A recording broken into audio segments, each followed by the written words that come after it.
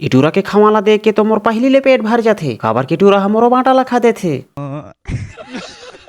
तो hello guys, फिर से आ गए हो एक नया वीडियो लेके। हमारे गांव में शादी होत रथे, हम चले जाथन मड़वा काटे बा, और जिहाँ जात रहथन तिहाँ पहुंच जाथन। और टूरा ला चढ़े बर बोलथो तो फिर मोला चढ़े बर बोलथे, फिर मैं चढ़े बर बोलथो फिर मोला चढ़े बर बोलथे। ओकर बाद मैं चप्पल निकाल के चढ़े बर लग जाथो, और मैं चढ़े बर नहीं सकत रहूं तो एक नंबर गियर में लगा देथे। ओकर बाद जल्दी जल्दी कूद चढ़थो। अबे साले ओकर बाद जल्दी जल्दी डहुरा काट लेथा। ओकर बाद नीचे उतर के देखथो, और टूरा हम मटाना माला ऐसे झरला थे जाना माना गरुआ माला दौरी फांदे है का। अच्छा काबर की डहुरा में बहुत ज्यादा मटान आ रहा थे, ओला देख देख के मुंह टंगिया पेट में झरलाए बर लग जाता। ओकर ले मोला माने च नहीं माढ़े ऐसे झरलात हूं जाना माना बींची तीत के है का।